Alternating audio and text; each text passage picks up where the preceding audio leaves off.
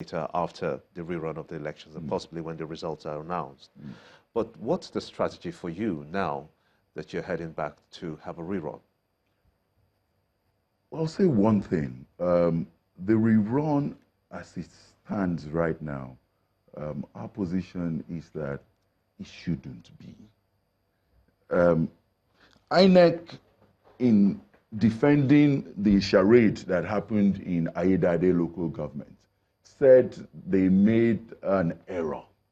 Okay, when I objected to the figure announced in Ayedade local government, the professor returning collating officer there said, "Oh, there was an error in the computation. Oh, no, let me get my source document." And then their explanation is that they have corrected it. Now, we have pointed out other local governments that have additional errors in an election that they have not concluded. And INEC, in the same vein, on a different breath, decides that, oh, no, we will not attend to these ones until after the election. What kind of inconsistency is that? What kind of inconsistency? And then you base your reason, the logic that INEC has given for ordering this rerun or supplementary, it's actually a supplementary election and not a rerun. A supplementary election. The basis is that it's going to affect registered voters in those locations. And the number was 3,483. In actual fact, the reality is that those 3,483 people did not collect PVCs. Those that actually collected PVCs are 2,954. Are you saying by extension that you're not going to participate in the supplementary or rerun election? We will participate in that election. We are ready for that election. What we stand against is the injustice. It's the blatant corporate bullying, or as it were, and the abuse of office that we're seeing. You know, I mean, look, this is not just about Osun. It's important that people back home understand. This is not just about Osun. This is about our country. These additional errors that we have pointed out, one in Osogbo local government that has suddenly increased APC's votes by 2,000. The other one... Is INEC aware of it? Oh, yes, they are aware. In fact, we held a meeting with them yesterday where we told them, look, if you would accept that there was an error in Ayedade, why are you not accepting the error in Osogbo? Why are you not accepting the error in Olorunda? What makes those special?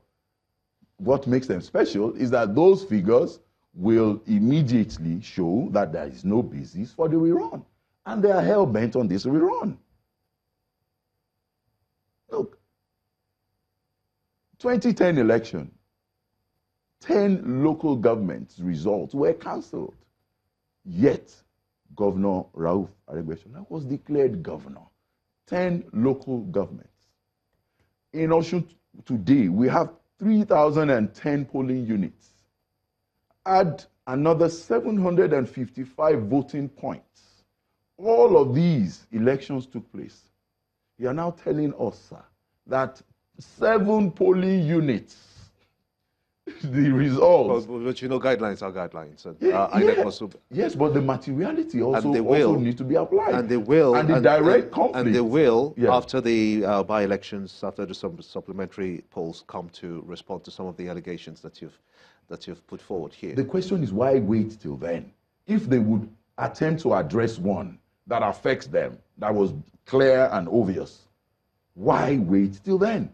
If they will correct the error in Ayedade that we have still not accepted and change the figures, right there, they change the figures. But the courts are there, even if there's any case that will have to go to court. You can still go to court after the elections. My brother, what is painful about this whole process is that if you follow the news that has been happening in the last 48 hours in Osun, thugs are on rampage in Orolu as we speak. Really? Oh yes.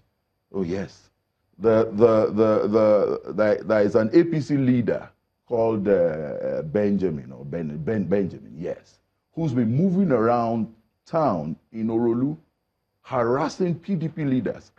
Our leader, Elijah Shifa's house, was attacked. Whoever Benjamin is, we don't have him in the studio, so we can. He can't defend. The point we're making. But more importantly, yes, though, is that you are prepared to go into the rerun elections, yes, as you said, yes, and you have your own strategy. But if you have to juxtapose your readiness and INEC's readiness, do you think that a fair chance is given to you this time around, since you say that the Adeleke family is quite popular, so you have nothing else to fear? No, it's not about us being afraid. It's about us setting the right tone for this country. It's about us ensuring that the right steps are taken, the right processes are put in place to ensure the integrity of our elections. If we begin to look away, I mean, we're leading, 353, we're leading. The PVCs, the number of people with PVCs in those locations, about 2,954.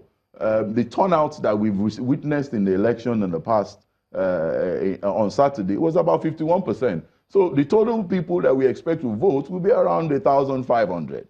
Within 1,500, out of those 7 locations, 5 locations there are clearly PDP-dominated locations. And that was why hoodlums went there to attack. Now we will pray that there will be better security this time around, because these locations are villages. List them.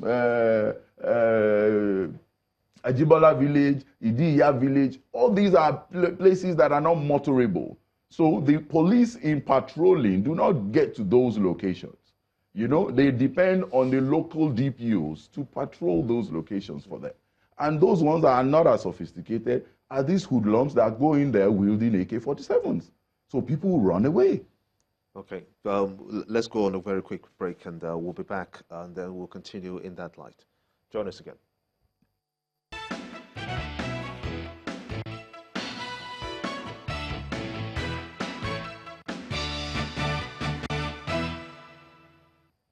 Welcome back to Sunrise Daily, our closing moments with Mr. Adeleke.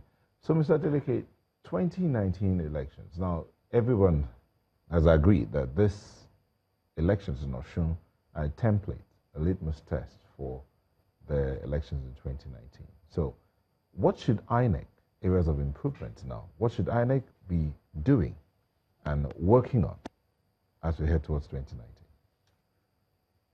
INEC needs help. They should step down from their high horse and ask for help. Look, INEC is using a new electoral process with their card reader. They call the card reader machine the enhanced card reader machine, okay? It's enhanced, yes. But has there been an independent IT audit on that enhancement? And the impact, has anybody done an impact assessment on the integrity of the data? I'll take one of the features of that enhanced card reader for you. I'll explain it to you. The card reader before, if a fingerprint, okay, somebody comes in with a PVC and you put your finger on the card reader for authentication, okay? If the fingerprints do not match, the machine gives a tone, so it raises an alarm, okay? And then you do it again. So they wipe your finger, you know, just giving whatever reasons, maybe oil or whatever it is that might be, you know, hampering the reading, smooth reading of the fingerprints. Now, the enhancements they've done to this machine is such that if you do your fingerprints, you attempt it the first time, it raises that alarm if it doesn't match. Second time, it raises the same alarm if it doesn't match. The third time, it raises the same alarm if it doesn't match. By the fourth time, the machine automatically moves to update mode.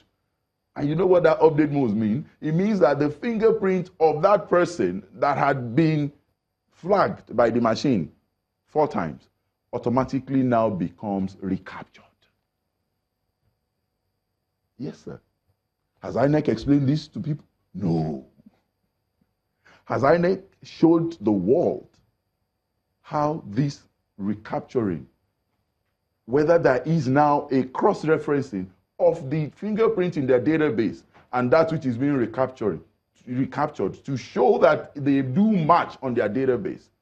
No. Why is INEC shrouding this very important component in secrecy. Why? Do you believe that at the end of the day, Yeah. when you're going through the rerun elections or supplementary elections, as if you will, that you get free and fair elections conducted? We can only hope. We held several stakeholder meetings with INEC build up to the Saturday, September 22nd election. And they gave us all the assurances. I mean, in one of the words, it was the INEC presiding officer that bailed off with the ballot papers and the result sheet in one of the council polling units. INEC official. Okay, I guess that's a good place to let it rest. Dele Adeleke of the Adeleke Campaign Organization, we do sincerely thank you for talking to us here. We did reach out to INEC and indeed the APC in Osun State to air their own views, but they were unable to make it, saying that they will come after the supplementary elections to address some of those allegations that was put up against them. But that's how the program has been today. I want to thank you so much indeed for watching. I am Gimba Umar. I'm Nelta Ibe. Thank you for watching, everybody, and have a very blessed day. I am Ajuri Ngilale. The views and opinions expressed by guests on this program are those of the maker and do not necessarily reflect the views, opinions, and endorsement of Channels Television.